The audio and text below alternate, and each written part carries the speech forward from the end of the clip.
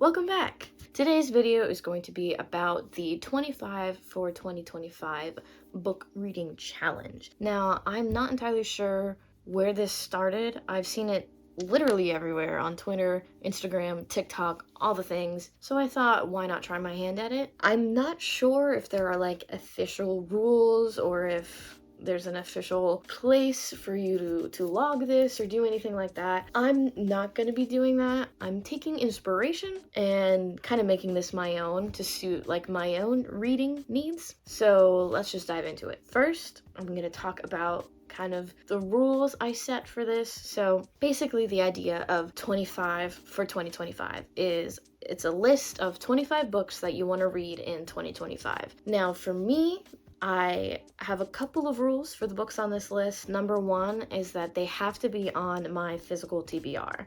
They can't be a book that is releasing in 2025. It can't be a book that maybe I have on my Kindle or maybe I have an advanced copy of. It has to be something that's on my physical TBR. Number two, it can't be a reread. So it has to be something that I've never read before, hence being on my to be read list and not just physically on my bookshelf. Number three, and this one was just kind of a loose rule, and it just so happened that I'm pretty sure all of these books follow it, but no sequels or series runs in this list, either first books or standalones for this list. Just because it felt like a cop-out to be like, oh, you know, I want to read, let's say, the Throne of Glass series. That's like 7 or 8 books that'll take up, you know, all those slots out of 25 books. I don't know, that felt like cheating to me, but also that's just me. Now, my last rule is probably the loosest of them all, because there's definitely 1 or 2 of these on this list that don't follow this rule, but I tried to pick books that have been on my TBR for longer than a year. Books that I have bought and owned for longer than a year. Some of these I definitely bought in the past year, but I want to make sure that I read them the next year, so I put them on this list. But most of these books I have owned for too long, and I need to read them. So that's what this list is for. I've got them all written down in my little reading journal here, so we're gonna start with, there's 3 books that I don't have a physical copy of with me. They're in my apartment in college, so we'll start with those. The first book is A Good Girl's Guide to Murder by Holly Jackson. Yes, I have not read this book yet, and I know that is very upsetting. I have been wanting to read it for so long, and then they announced the Netflix series, so I went out and bought it, and I'm like, okay, I'm gonna read it before the Netflix series comes out. That didn't happen. I haven't seen the series yet, so like, don't worry, I haven't spoiled anything. I need to read this book, so it's on this list. The second book on this list is The Song of Achilles. I know, I'm a queer reader and a queer booktuber, and I have not read The Song of Achilles by Madeline Miller. I know. I'm terrified of this book. I'm scared of this book. Everyone is like, this book is life-changing, and I know I'm gonna love it, but also I know it's gonna rip my heart out, and that scares me. So I've put it off for a very long time, but I'm committed to reading it this year. I'm going to do it. Promise, hand on my heart. The third book on this list is The Pairing by Casey McQuiston. Now, obviously, this is one of the exceptions to my older than a year rule, because this book literally came out last year, but Casey McQuiston is my favorite author, and for some reason I just haven't read this yet. I just got so busy when it was released, and I never got around to it, so I'm putting it on this list to make sure that I read it, because I know I'm gonna love it. I just have to read it. Food, wine, shenanigans, fun times. I literally can't wait. I know I said 3, but there's actually 4 that I don't have. So number 4 on this list is One for My Enemy. This is also an exception to the rule, actually. I bought this book in the past year. It looks very interesting, very easily bribed by pretty books, and so I bought it. What I know about this book, not a lot. I think it's a Romeo and Juliet retelling. I think. And if I'm wrong, then I know literally nothing about this book. Okay, moving on to books that I do have with me. Next, we have Alone with You in the Ether by Olivie Blake. I know nothing about this book. I actually don't even know what it's about. I just know that everyone who has read this book has been like, this is a book that needs to be read and needs to be taught and this, that, and the third. And so I bought it and picked it up one day because it was cheap, and I can't wait to read it, actually. I am excited because time travel, maybe? Yeah, I still don't know what this book is about. However, it's really short. So I anticipate this being a really quick and easy read for me. Up next, I have All of Us Villains by Amanda Foody and Christine Lynn Herman. I would like to apologize if I say anyone's name wrong. I'm bad at names. I have had this similarly on my list for about a year and a half, 2 years. And I also similarly know nothing about this book, but it's pretty, and I like books about villains. Okay, fights and magic and legacies. Okay, yeah, I think I'm gonna enjoy this book. Up next, and people are probably going to crucify me for this, The Cruel Prince by Holly Black. No, I have not read this. Yes, I have tried to read this 3 times, and I have never gotten farther than like 2 chapters. So I think I'm gonna give it one last try, and if it doesn't work, I'm scrapping it. I'm sorry. I know that some people will literally kill for this book, but I don't know what it is about it, but I just can't get through it. I'm giving it one last try, and if it doesn't work for me, then it doesn't work for me, and I'm giving it away or something. I don't know. Yeah, that's what I got. Up next, Gideon the Ninth by Tamsyn Muir. Yes, this is another one of those that no, I have not read, and yes, I still call myself a queer reader. This is another staple that I need to get through, that I have had on my shelf for no less than 3 years. And I know it's about lesbians, which is all the more reasons for me to read it. And I know it's about necromancy, which is again all the more reasons for me to read it. I just never got around to it. So that's why that's on here. Up next, An Ember in the Ashes by Saba Tahir. I'm just hitting a lot of core books that I should have read that I never did, so I bought copies of and then still never read. That's basically what 2025 is going to be for me. I know nothing about this book. Empires, wars, politics, soldiers, maybe a little bit of romance. I mean, it sounds good, and I know it's going to be good because everyone loves this book, or loved this book years ago when it came out. The next book is A Lesson in Vengeance by Victoria Lee. This one I haven't actually seen around that much, and so I don't actually know a lot about this, but I have seen it on a couple queer book lists. And I had no idea, actually, that it was queer. But I think it's kind of dark academia, fantasy, witchcraft type vibe, which seems very interesting. I love queer witchcraft, so here's the hoping. Now, this next one, I simultaneously heard a lot about it and almost nothing about it. What I did hear about it at the time intrigued me enough to buy it. So, Strange the Dreamer by Laini Taylor. Now, I know for a fact that Kate Jacobs on TikTok, Instagram, all the things, loves this book and swears by this book, which I think is the main reason why I bought it. I really like their stuff. Also, it has been endorsed by Leigh Bardugo on the cover, which I love Leigh Bardugo, so I had to get it. But I think it's fantasy, adventure, fun times.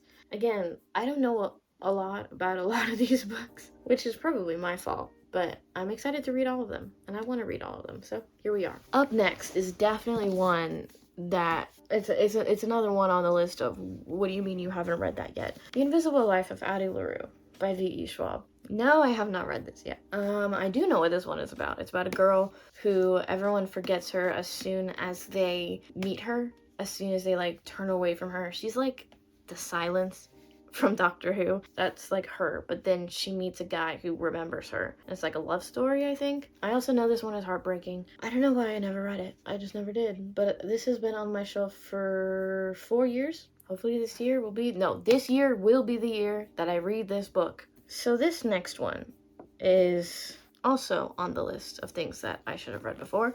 The Poppy War by R.F. Kuang. I have not read this. I'm going to read it. I know very little about this one. I know it's kind of about war. Well, okay, there's war in the title, so like obviously it's about war. But it's like fantasy and adventure, and I know a lot of people like it because there's like romance, but the romance is very, very backseat to like the actual plot and adventure of it, which I appreciate and I like, so hopefully this works for me. But I also know that this is also a series that like rips people's hearts out, so. Up next, we have The Screaming Staircase by Jonathan Stroud. Now, this is the first book in the Lockwood & Co. book series. I am well aware that this is like a middle grade series. However, time for my soapbox. I watched the show on Netflix, and I loved the show on Netflix, and then Netflix canceled the show on Netflix. I will never recover. Netflix is public enemy number 1 in my eyes because they keep canceling good shows. we've got Lockwood & Co., we've got Dead Boy Detectives, we've got Shadow and Bone. So many good book adaptations that they're just like, no, cancel it. No more for you. So yeah, this little sticker on here, it's taunting me. But I enjoy the series a lot, so I wanted to read the books that it's based on. These next two that I have are, well, they're probably going to be books that'll take me a while to read. So the first one that I have is House of Leaves by Mark Z. Danielewski. And if you don't know what this book is, maybe keep it that way, because it's a time. It's an adventure. It's a horror book about this family who moves into a new house, but then the house keeps changing and weird things happen, and as the house is changing, the book changes too. So like, I don't even know how to describe it. Like, it's got like different like typefaces and different sections of it, and it interchanges, and then eventually like the type starts to get like weird, like funky, and yeah, so I'm sure it'll be super duper fun for me to get through this, but I've always wanted to read it. And now this next one is just long. Priory of the Orange Tree by Samantha Shannon. I've had this book on my shelf for about 2 years now, and I got it because I knew that it was like incredible. Everyone who's ever read this has been like, yeah, it's long, but it's worth it. And I know that not only is it like a romance between bodyguard and princess, but it's also like queer romance. It's sapphic, which, I mean, hello, obviously, yes. But also, I've heard people say that this is like a masterclass in fantasy, and I love fantasy.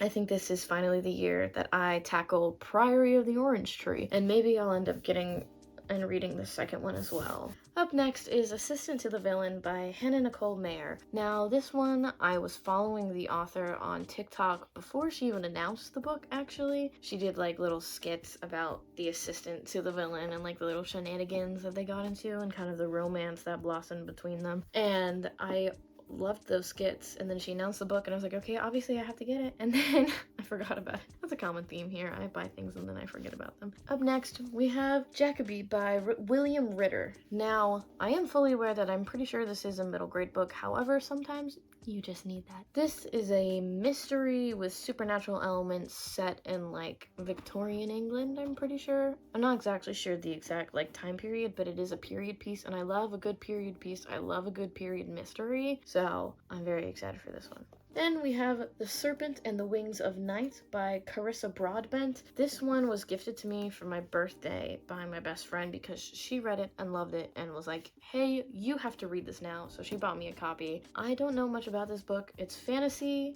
I think there's like vampires in it. The main character's like an orphan, and she was adopted by the guy who killed her parents? Maybe? I don't know if I'm making that up or not. I think that's the plot of this book. Next, we've got Beach Read by Emily Henry. Now, this is one of the only true, like, genre deviations in my whole list. Most of these are fantasy or mystery. This one, I'm pretty sure, is just straight up contemporary romance, which I don't usually go for.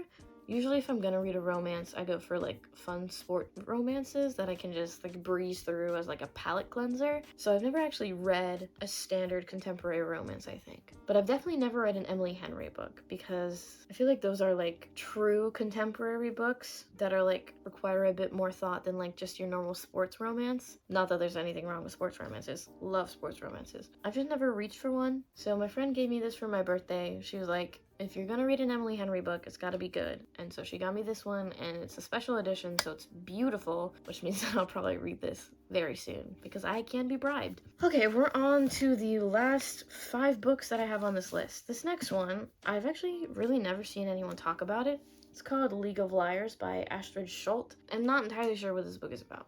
I pre-ordered this book, actually, knowing nothing about the author or the book. I just liked the art and the pre-order incentive, and so I pre-ordered it. I think it's fantasy, criminals, maybe a heist? Maybe?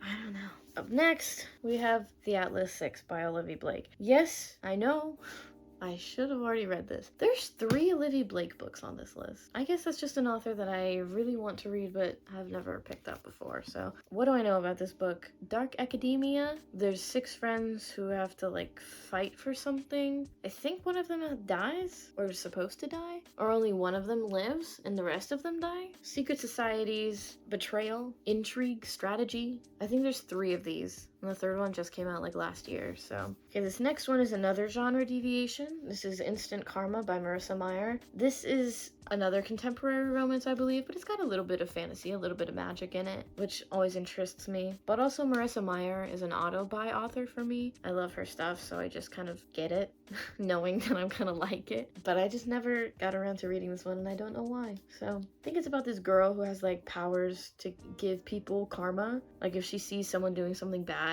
she can like make them trip and fall on their face in public. I don't know, something like that. And then there's a romance that happens because of it. I say that out loud, that sounds weird, but I think that's what this book is about. Okay, this next one is also one that I've never really heard anyone talk about. It's called She Who Rides the Storm by Caitlin Sangster. I remember exactly when I bought this one. I had just finished a reread of the Age of Darkness trilogy by Katie Rose Poole, one of my absolute favorite authors, one of my absolute favorite series. I loved it so much that I needed something more, something exactly like it, but not exactly like it, otherwise I would just reread the same series again. So I googled fantasy adventure multi-POV queer, and I got this, and so I immediately bought it, and then I immediately forgot about it. It literally has everything that it needs to become one of my favorite books, except for me reading it.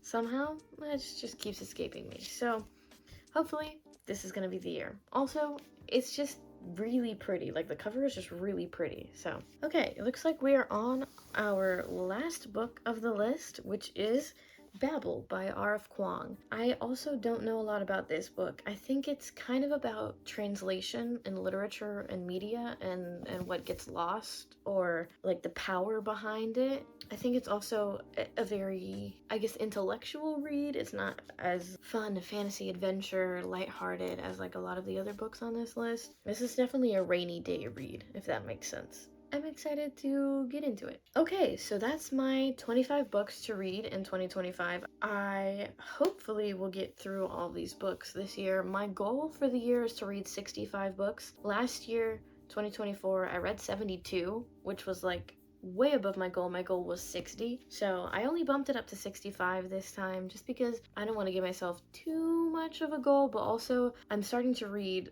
like the Marvel comics and that whole thing, so that bumps up my reading numbers a lot just because I can get through those really super duper fast. But I'm not locking them as individual issues, I'm locking them as like volumes, so I'm trying not to count on that too much. I anticipate getting through most, if not all of these. I figured at the end of the year I'll make a part 2 to this video talking about the books that I did read, and if I didn't get to any of them, why, if I liked any of them. Yeah, if any of you want to talk about any of these books with me, please feel free to. You can comment down below, or you can DM me on Instagram or Twitter or Blue Sky or TikTok at Library of EJ. It's the same on all of those. If you want to maybe try and set up like a buddy read or literally anything, please talk to me. Okay, well, thank you for watching, and as always, I hope you had fun, I hope you stick around, and I hope you read to your heart's content.